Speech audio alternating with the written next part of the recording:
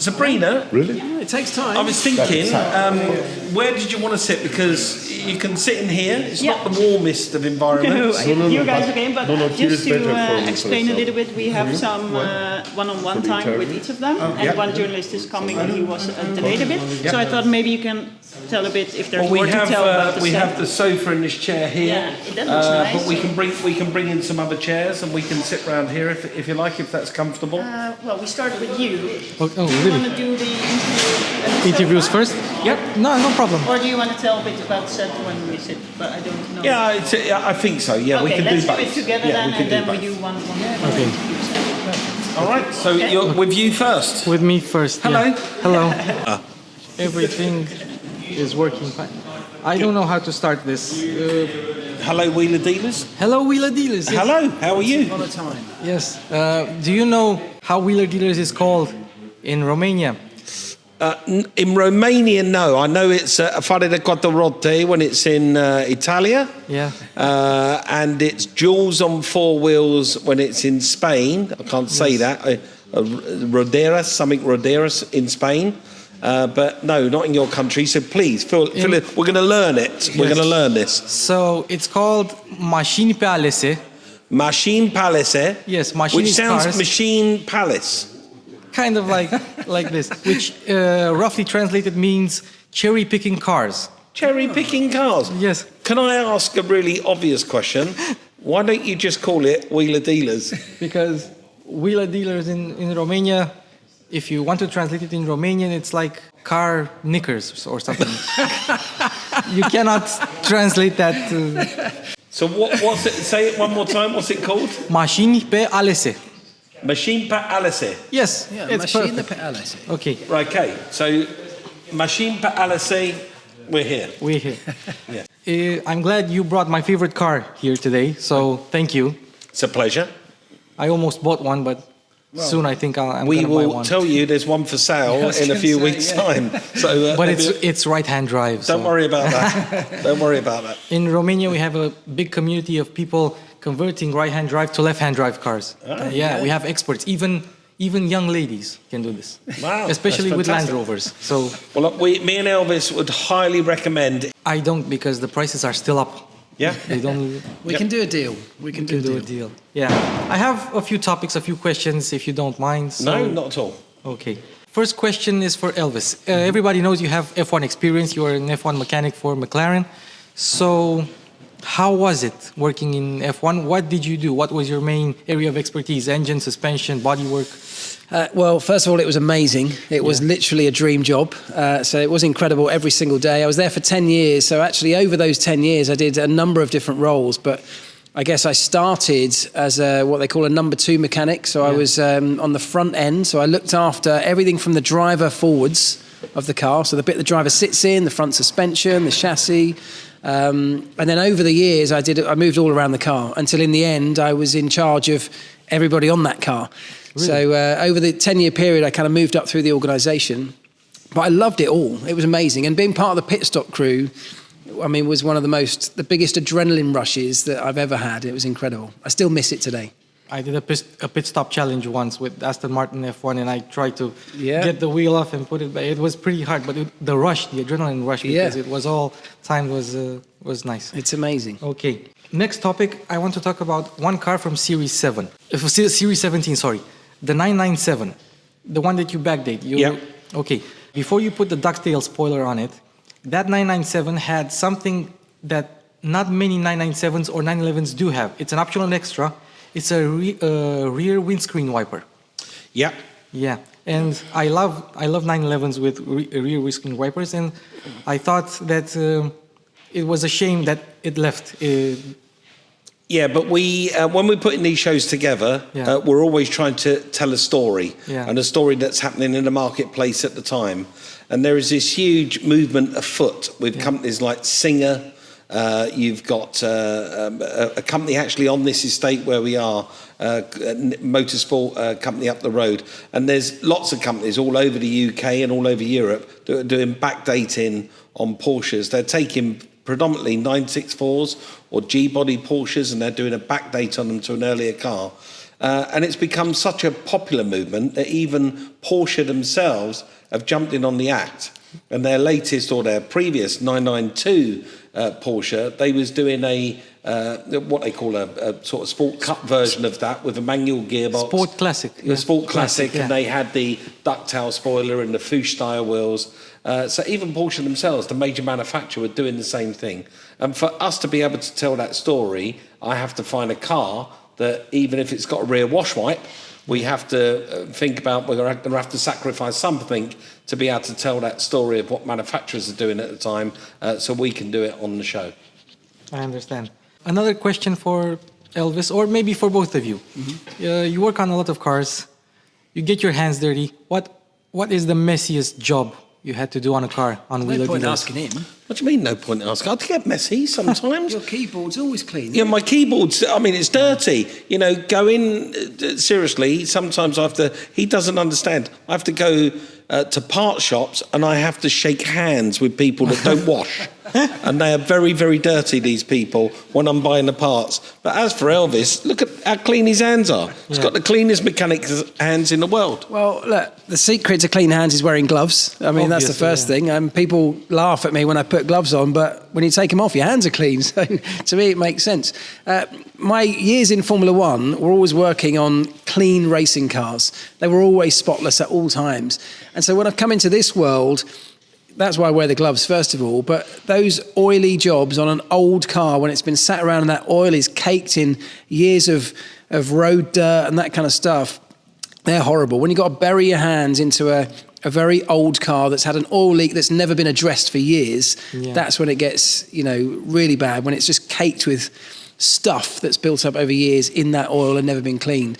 So it's not a particular job, it's more a particular car that's been neglected. Those are the ones that end up being the messiest. You can have a car in the workshop and neither of us can go near, for a morning when we don't go near it, but somehow you still end up dirty. Yeah. This is a real workshop. It may be, it has TV cameras in it and lights in it, but 9 times out of 10, it's a real genuine workshop. You can see the guys in the background are desperate to jump onto this car and start working on it for real, because that's what it is. So just being in here and touching the sofas or the chairs, and when you leave here today, your nice jacket is going to have a smudge of grease on it. You will be in a dirty environment. Small price to pay. Thank you. What makes a car wheeler dealer worthy? And that's a challenge. Me and Elvis, we spend an awful lot of time, me and Elvis, in a car together when we're filming these shows, or in the office, or on the phone, or having a beer or a glass of whiskey, and we are always talking about what makes a wheeler dealer car and what's next and what we can feature next. And we've built up lists of cars, and the list changes, it ebbs and it flows. Some cars fall off, some cars appear on. We listen to our audience and what the audience wants. They're very good at telling us what they want to see. But a wheeler dealer car has to be special in some kind of way. It has to tell a story. We're always looking for a car that would have been a poster on a bedroom wall. That's what makes it worthy of doing. Nobody's interested in us, featuring a 5-door Ford Focus. It's not that interesting. But if it's a Ford Focus ST, which is going to be one of the latest fast Fords, then it becomes interesting because it's got that sport heritage and a story to tell. Yeah, so I would agree and say, actually, in reality, almost any car can be a wheeler dealer's car as long as it has the right story, or as long as it's got a history, or as long as it's got a particularly interesting job that means that we can feature it and really show people at home how it's done. So there's no absolute criteria to say one car can be a wheeler dealer's car, one can't. Any car, any type of car can, as long as the story fits what we're trying to show in a particular episode. As I mentioned in our last interview 3 months ago, Wheeler Dealers is huge in Romania. It's actually a very popular show. So, in Romania, the most popular cars are German 2-liter diesel cars. So, if you would recommend a Wheeler Dealer car for Romania, what would that be? German 2-liter diesel. Well, I was going to say the obvious choice, which I've been to Romania, so I've seen that you have a sea of Volkswagen Passats. Yes. It's actually the most popular car. Yeah, so a Volkswagen Passat is the most. I've seen them. So I'd say, stick with what you know. There's probably a mechanic on every street corner that knows how to work on a diesel 2-litre Volkswagen Passat. And if you was to go and buy yourself a diesel 2-litre, I don't know, something else from Germany, like an Audi, you'll probably end up with a mechanic scratching his head, thinking, where's the Passat parts? We actually have a lot of jokes about Passats, but they are Romanian jokes with rhymes, so they cannot be translated. But I'll give you one. If the fly goes to the shit, the Romanian goes to the Passat, or something like that. It's the most popular car in Romania. I once went to Romania, and I did think that the chairman of Volkswagen must live there, because it's just a sea of Volkswagen Passats. I've never seen so many. They've migrated there. Yeah. The best new car after the Passat, the best car after the Passat is always the next Passat in Romania. Yeah, of course it is. Okay, so you buy a car, you have to repair it, you have to make profit. When is the crossover between we'll repair this and we won't? Let's say you do the engine on a car, but you don't do suspension bushings, gearbox oil, wheel alignment, things like that. When do you decide if something needs repairing or not? Well, I would say that you don't see everything we do. There's a lot of things that we do to cars that are maybe not interesting enough to show. We can't fit it into the time of the show. So things like wheel alignment, I mean, we do that to most cars. We check it on most cars. You don't see it every week because it would get pretty boring if we featured that every single week. So there's a lot of things that we just do that you never see that we would class as kind of standard checks. So I guess the bigger jobs, it comes down to budget, obviously, like it would do for anybody. It comes down to time. We have a certain amount of time that we can feature things in a show. And it comes down to whether doing that job and the cost of doing that job will then add enough value to the car for us to make a profit in the end, I guess. I mean, what Elvis said, but, almost every car that comes through the Wheeler Dealer Workshop has a specific set number of jobs that we need to do to it. We usually try to feature on the show 4 jobs. Yeah. But in reality, although we're going to do 4 jobs on this car, by the time it leaves the workshop, it would have probably had 15 jobs done to it. Okay. But as Elvis said, if last week you see us change the suspension on a Passat, the last thing you need to see this week is us changing the suspension on a Toyota Supra. So you understand what I mean. We just won't feature the same thing twice. Okay, I understand. You picked a car for Wheeler Dealer Romania. Now pick a car for Wheeler Dealers if the UK and America didn't exist. If UK and America didn't exist, pick a car for Wheeler Dealers. Yeah, a car you don't get in the UK or in America. Yeah, Holden Commodore? Yeah, that's a good one. I've got one that's the absolute must car, and it's one that he'd love to do as well. It would be a Citroen Maserati, the SM. Yes, the SM, that's a good pick. So you've got the combination of both the flair from Citroen and the race and the engineering from Maserati, but both companies at the time were absolute crap. Citroen were crap, Maserati were crap. Yeah. And so bringing those two together to make a car that should be crap, but it isn't. It's beautiful and it's magical. Yeah, packed full of some great tech of the time as well. How fast do you usually sell a car after you put it up for sale, list it for sale? Well, that's another good one. Sometimes cars are sold before we even get to the finishing line because somebody sees it. 9 times out of 10, these cars leave the workshop to go and have wheel alignment or a new set of tyres, or they could go to the paint shop, or we've got to go and get a part for the car. And people talk and people, chat amongst themselves and say, well, I know where there's a... So 9 times out of 10, the cars get sold quite quickly. But we do actually advertise every single car on the show, whether it's sold or not. We advertise them and give everyone a fair chance to come and buy the cars. When people find out they're a Wheeler Dealer car, they get sold really quickly. But sometimes, because we don't actually say in the advert they're a Wheeler Dealer car, sometimes they can sit out there for weeks. And there's this lovely treasure out there from Wheeler Dealers that can sit out there, and I will let them go cheap. In the end, we'll reduce the price, let them go cheap, and then when the show goes out, we will be inundated with thousands of people all over the world saying, what? Why did you let the car go so cheap? I would have bought that. But everyone's got a chance to buy a Wheeler Dealer car. And it's like anyone at home, you know, in Romania or anywhere, selling a car, you can make the best car in the world unless you find the right buyer for it. Yeah. They've got to meet, you know, the car's got to meet the right buyer. So it can sit for a while until you find the right person. So we're no different to anybody else. Of course, as Mike says, when they find out it's a car from the show, it does add a little bit extra to it and people want to buy it. But sometimes you just got to wait for the right person to come along. Well, Mike bought that Transit from back in the day. Yeah, so that Transit, I sold it to a van centre, and then the show went out. So it was like a few months later, the show went out, and my timeline was inundated with people just saying, "What did you do? Why did you sell that Transit? You're an idiot. You should have bought it." So I phoned the van centre, and they actually had it as a display piece. I phoned the van centre, and they still had it. So I asked to borrow it, which I was doing an event, a big classic car show event. I said, "Would you mind lending me it? Because I want to put it on display." And once I got the keys in my hand, they weren't going to get it back. It's simple as that, really.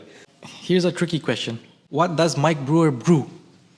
What does Mike Brewer brew? That's a really good question again. I make the most amazing cup of tea. Really?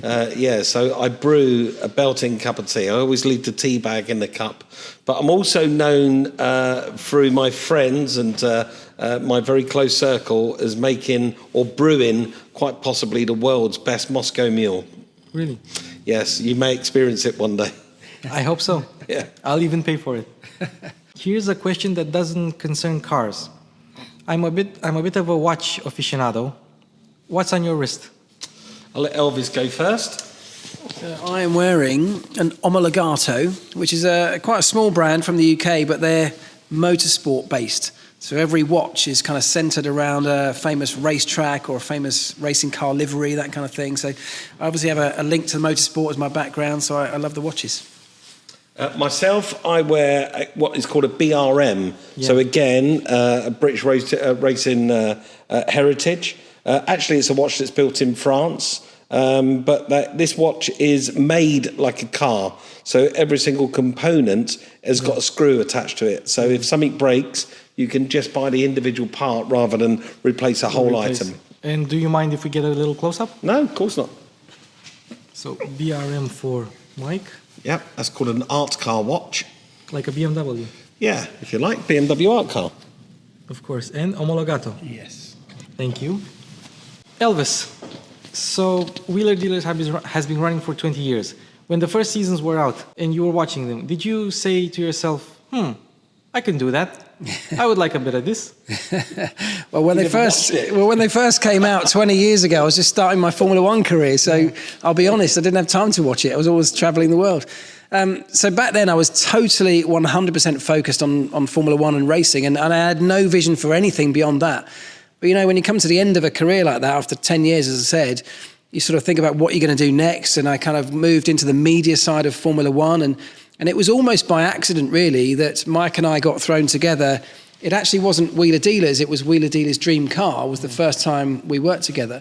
So it wasn't really a dream of mine to ever come and work on it as such. But, of course, when you get that call, and when Mike and I first met, we got on so well immediately.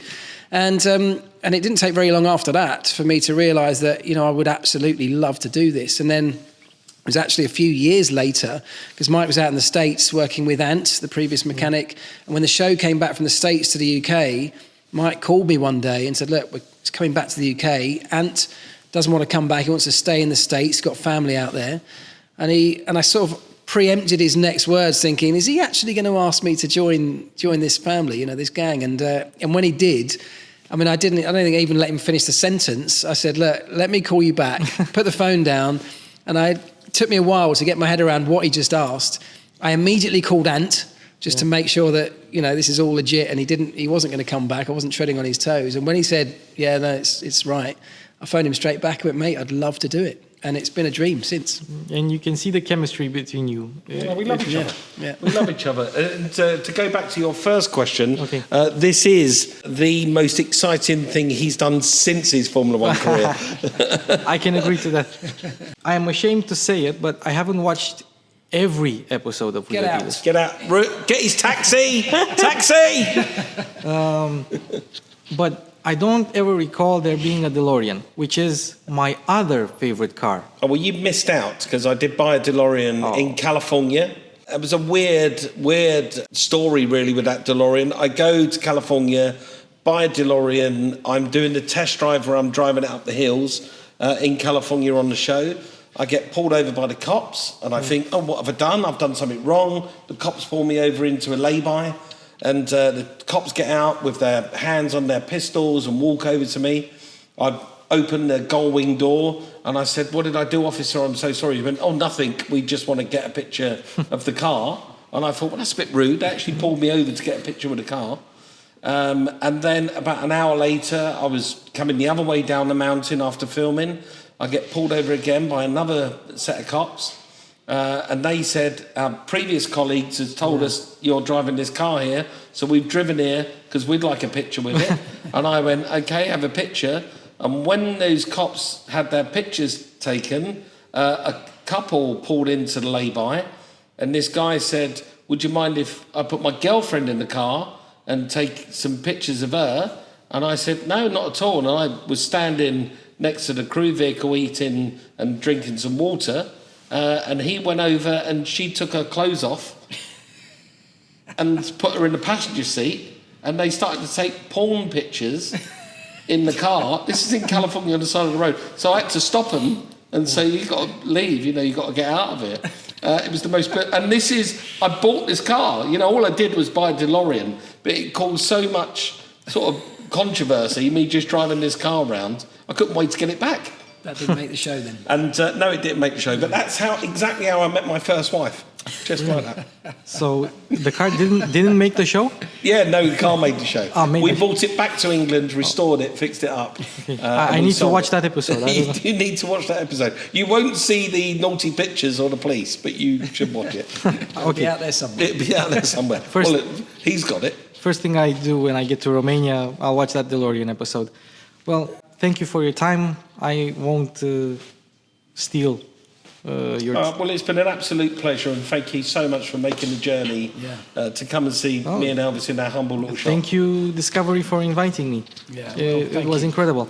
I have two more mentions to make. One, Mike, how's your mother? How's your mum? Oh, well, that's very kind of you to ask. It's very sweet. Yeah, we had a really nice Christmas together. She's still very poorly. And she's very weak, but she did manage to get through Christmas with the family, and we all come together for Christmas, and we've all had a very, very nice time. So, thank you for asking. I wish her all the best. She's still going. All the best, I wish her. Thank you. And the other thing, I saw your interview with Johnny Smith, another idol of mine, let's say. I enjoyed it very much. I just wanted to say I enjoyed it very much. I loved your cathedral. Yes, it's very good. Yes, and you said that car soul is defined by the person, by the people who make them. Yes. That was something that really hit me hard. Yeah. Well, thank you for that. It's really sweet. Yes. So and thank you. Really nice to meet you. It's been a great interview. Thank you. Really? Thanks very much. Okay. Thank you for your time. Now I'll go and film the studio. Feel free. And I'm still waiting on that cup of tea. Yes. Cup of tea's on its way. Make sure you get a picture of the Elvis sign. Elvis is up there in lights. I'm going to film everything. You won't find any Mike in lights anywhere, but you'll find Elvis in lights. Have I mentioned that? No, not much. Doesn't go on about you'll it. see Elvis in lights up there, not Mike. If you want something that, if you have something that you don't want to be seen, you better hide it now, because I'm going to film everything. I just don't think they want to see the car. I'm going to film everything. The car, they've seen it. They've seen it. It's too late. Yeah. Okay. Thank you very much. Thank you. Thank you. You want to shoot a duck? For some arrows? One each. You want to see? One each. One each? No, One each. Three each. Three each? He always wins. Okay. I wouldn't stand there. He Okay. always wins. Stand back. 2. 10? No, 13. That's rubbish. That's what he's going for, though. Don't cut. Okay, your turn. Oh, really? Yeah, one each. I'm only getting embarrassed. Hold on. 6 and 13 is 19. 21. 21. You've got to beat is 21. It's not a lot, is it? It's not. 18 and 4. Oh, God. Wow. I hate him. Okay. All right, don't go for again. Don't show off. There you go. Just get that shot, yeah? Okay, now my turn. Can I? Yeah, you go for it. Yeah, wait for it. Watch out. What will cross here? It's a danger. They want me to hold the camera. Hold the camera, but no, don't show the car. I won't show. Don't show the car. One. 18 and 25. Thank you. I won.